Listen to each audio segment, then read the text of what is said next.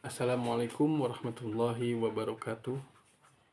Alhamdulillahilladzi arsala rasulahu bil huda wa dinil haqq liyudhhirahu ala dini kullihi wa kaffa billahi syahidan. Allahumma sholli ala sayyidina Muhammad wa ala ali sayyidina Muhammad. Asyhadu an la ilaha illallah wa asyhadu anna Muhammadan abduhu wa rasuluh.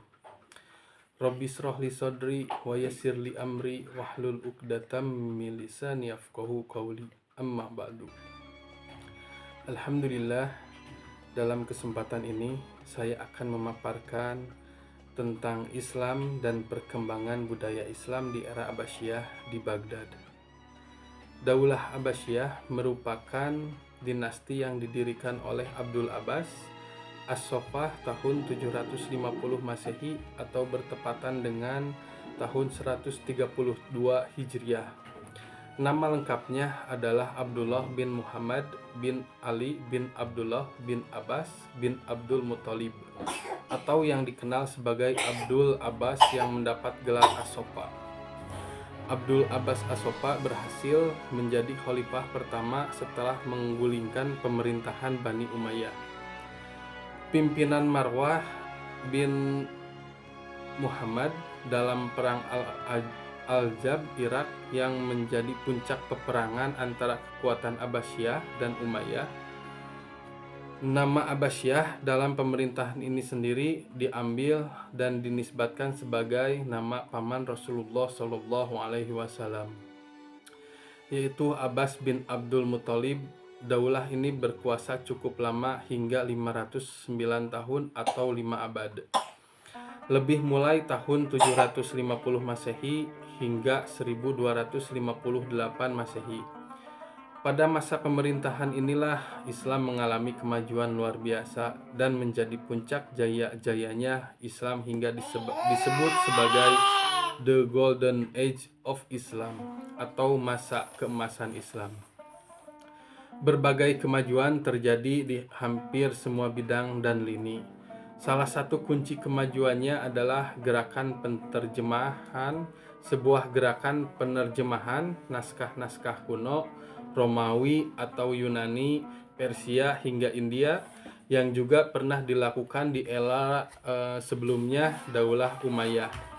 Jadi gerakan penterjemahan merupakan embrio lahirnya kemajuan yang dicapai Daulah Abbasiyah, dan gerakan tersebut tidak lepas dari peranan khalifah kedua Daulah Abbasiyah, Abu Ja'far Al-Mansur, yang mempelopori gerakan penerjemah buku-buku kuno warisan peradaban pra-Islam. Khalifah Al-Mansur juga menimbang buku-buku seharga emas, sehingga melahirkan para pegiat ilmu pengetahuan dari berbagai kalangan. Ulama dan ilmuwan dari berbagai daerah pun didatangkan untuk mengajari pelajar. Dengan demikian, gerakan pembukuan atau tasnif dan kodifikasi atau tadwin, ilmu tafsir, hadis, fikih, sastra, serta sejarah mengalami perkembangan cukup pesat. Pada masa sebelumnya, para pelajar dan ulama dalam melakukan aktivitas keilmuan hanya menggunakan lembaran-lembaran yang belum tersusun rapi. Al-Mansur merupakan khalifah pertama yang memberikan perhatian besar terhadap ilmu-ilmu kuno pra-Islam. Kebijakan Khalifah Abu Ja'far Al-Mansur memindahkan ibu kota dari wilayah Ambar atau Hasyimiyah ke Baghdad juga memberikan dampak besar terhadap kemajuan daulah, karena kondisinya menjadi aman sehingga seluruh energi bisa dicurahkan untuk membangun Daulah Abbasiyah dengan cepat. Rintisan Khalifah kedua Al-Mansur semakin disempurnakan. Generasi berikutnya dengan lahirnya Baitul Hikmah di era Khalifah kelima Harun ar-Rasyid, sebuah perpustakaan yang sekaligus difungsikan sebagai pusat pengembangan ilmu pengetahuan. Lembaga ini sebenarnya merupakan kelanjutan dari masa sebelumnya, yakni Imperium Sasania Persia bernama Jundis Hapur Academy. Pada masa Harun ar-Rasyid namanya kemudian diubah menjadi Khizanah al-Hikmah atau Khazanah kebijaksanaan, berfungsi sebagai perpustakaan dan pusat penelitian. Di lembaga tersebut juga disimpan buku-buku kuno dari Persia, Bizantium, Romawi, bahkan Ethiopia dan India. Namun sejak tahun 815 Masehi, di bawah khalifah selanjutnya, Khalifah ke-7 Abdullah Al-Ma'mun, nama lembaga itu diubah menjadi Baitul Hikmah. Pada masa kepemimpinan Harun ar-Rasyid, pemerintah Daulah Abbasiyah memang semakin gemilang. Sang Khalifah mendirikan berbagai bangunan untuk keperluan sosial seperti rumah sakit, lembaga pendidikan, dan farmasi. Berbagai disiplin ilmu juga berkembang pesat pada masa ini. Di bidang ilmu-ilmu agama misalnya mulai dilakukan sistematisasi berbagai cabang keilmuan seperti tafsir, hadis, dan fikih, khususnya sejak tahun 1403 Hijriah. Para ulama mulai menyusun buku dalam bentuk yang sistematis, baik di bidang ilmu tafsir, hadis maupun fikih. Di bidang hadis mengalami masa penting, khususnya terkait dengan sejarah penulisan hadis-hadis Nabi yang memunculkan tokoh-tokoh seperti Ibnu Juraij, Malik bin Anas, juga Ar-Rabi bin Sabit, dan Ibnu Al-Mubarak. Selanjutnya di awal-awal abad ketiga muncul kecenderungan baru penulisan hadis Nabi dalam bentuk musnad. Di antara tokoh yang menulis musnad antara lain Ahmad bin Hambal, Ubaidillah bin Musa, dan lainnya. Perkembangan penulisan hadis berikutnya muncul tren baru yang bisa dikatakan sebagai generasi terbaik sejarah penulisan hadis, yakni munculnya kecenderungan penulisan hadis yang didahului oleh tahapan penelitian dan pemisah hadis-hadis sahih dari yang doi palsu, sebagaimana dilakukan Imam Bukhari dan Imam Muslim, guru dan murid. Mereka meneruskan rintisan kodifikasi hadis yang sudah dilakukan di era sebelumnya Daulah Umayyah, bahkan menyempurnakannya. Sang guru Imam Bukhari menyusun kitab berjudul Al-Jami Al-Musnad As-Sahih Al-Muqtasar min Umari Rasulullah Sallallahu Alaihi Wasallam, atau yang lebih dikenal dengan Sahih Bukhari. Begitu juga dengan muridnya Imam Muslim menyusun kitab Sahih Muslim. Kedua kitab hadis tersebut kini dikenal dengan Sahih Bukhari Muslim. Kitab hadis ini terbilang paling unggul karena memuat di dalamnya bersambung sanadnya sampai kepada Rasulullah Shallallahu Alaihi Wasallam. Menunjukkan kesohihannya, tentu karya Imam Bukhari dan Muslim ini menjadi hadiah berharga bagi umat Islam. Karena saat itu banyak beredar hadis-hadis palsu yang sulit dibedakan dengan hadis sahih. Dan untuk memilah dan memastikan hadis sahih atau palsu, Imam Bukhari sampai harus berkelana ke satu negeri ke negeri lainnya selama 15 tahun hingga tersusun kitab tersebut. Apa yang dirintis Imam Bukhari dan Muslim juga diikuti ulama besar lainnya. Menyusun kumpulan hadis-hadis Nabi seperti Ibnu Majah, Abu Dawud, At-Tirmidzi, serta An-Nasa'i, sama seperti kitab karya Imam Bukhari dan Muslim. Karya mereka juga diakui kesohihannya. Keenam, kitab hadis inilah yang kini dijadikan sebagai rujukan utama umat Islam, yang kemudian dikenal sebagai Kutubus Sittah. Bahkan hanya ilmu hadis, ilmu fikih juga berkembang pesat di Daulah Abbasiyah. Bahkan dua ulama besar yang lahir dan besar di era sebelumnya, Daulah Umayyah, yang menjadi rujukan madhab, yakni Imam Abu Hanifah di Kufah dan Imam Malik bin Anas di Madinah, masih hidup dan punya pengaruh besar di era Daulah Abbasiyah. Di era ini juga muncul dua ulama besar baru lagi, yakni Imam Syafi'i di Palestina dan Imam Hambali di Baghdad, Irak. Kemunculan Imam Syafi'i dan Imam Hambali menyempurnakan hasanah intelektual dunia Islam, khususnya bidang hukum Islam yang menjadi rujukan umat Islam hingga kini dan mengelompokkan menjadi 4 madhab. Ulama terkenal lain yang lahir di era ini adalah Al-Auza'i di wilayah Syam, Ibnu Abi Urbah dan Muhammad bin Salamah di Basroh, Makmar di Aman, Sofyan Al-Fawri di Kufah, Muhammad bin Ishaq yang menulis buku sejarah Al-Maghazi.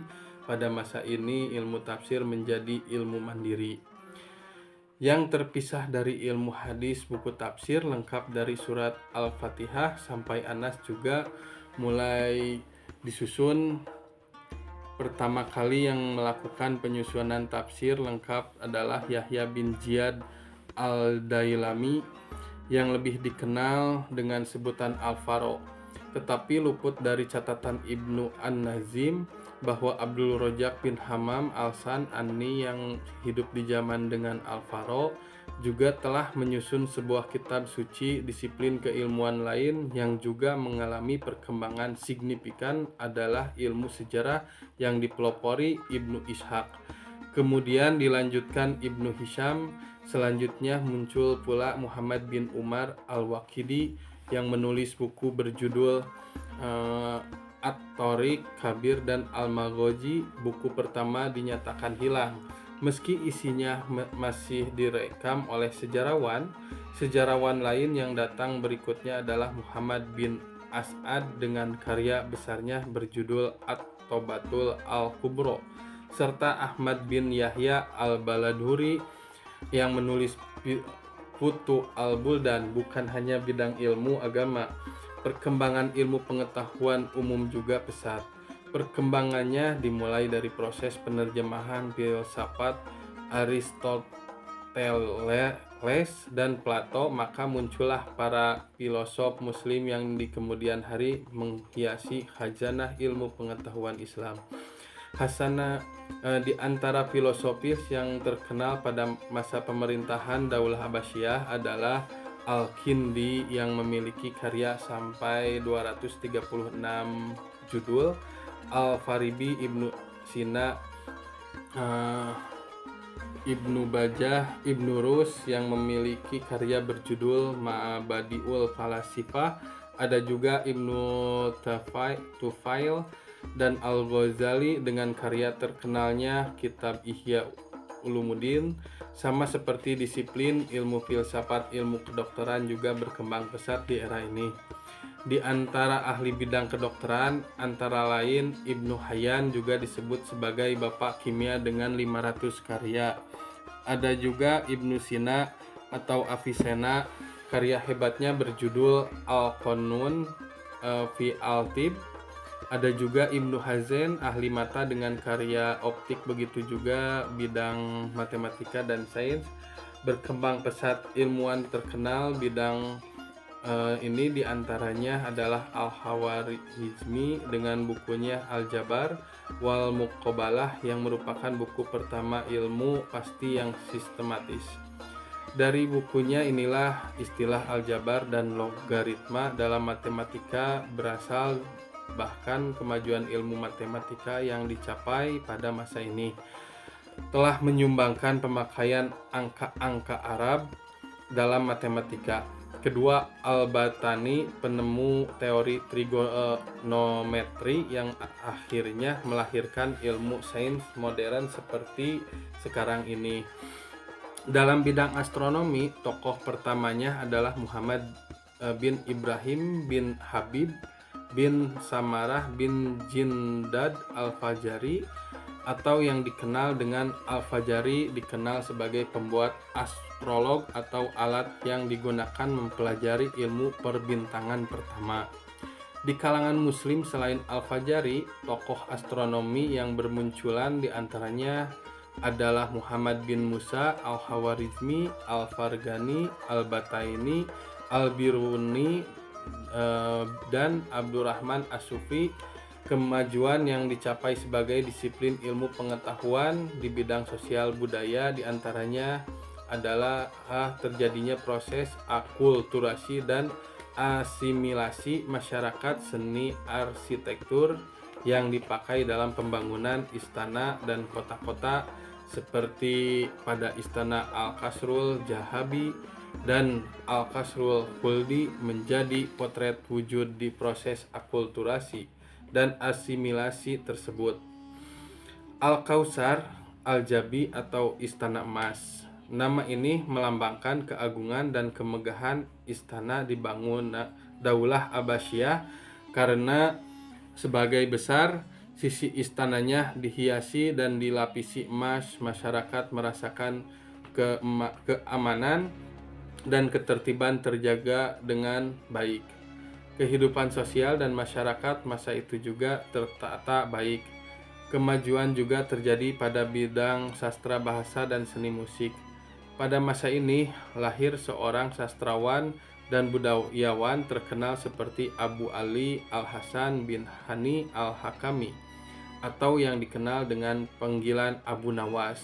Karya buah pikiran mereka masih dapat dibaca sehingga sekarang, seperti kitab Kulilah Watimah karya Bayi Dabah, tokoh terkenal di bidang musik yang kini karyanya juga masih dipakai adalah Abu Nasir Muhammad bin Uzla Al-Faribi, pencipta teori musik Islam, dan Ishaq bin Ibrahim Al-Mausuli yang telah berhasil memperbaiki musik Arab jahiliyah.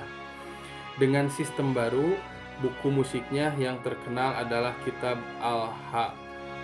Al-Han Walham. Buku not dan irama beliau sangat terkenal dalam musik sehingga mendapat julukan Imam Al-Mughni atau Raja Penyanyi. Perkembangan pesat juga terlihat pada pembangunan infrastruktur. Kota-kota indah pun bermunculan sebagai pusat peradaban Daulah Abbasiyah, seperti kota Baghdad, Samara, Hashimiyah, Mesir, dan kota lainnya. Baghdad didirikan oleh Khalifah Abu Ja'far Al-Mansur, terletak di tepi sungai Tigris atau Dajla. Kota Baghdad dikenal sebagai kota terindah di dunia.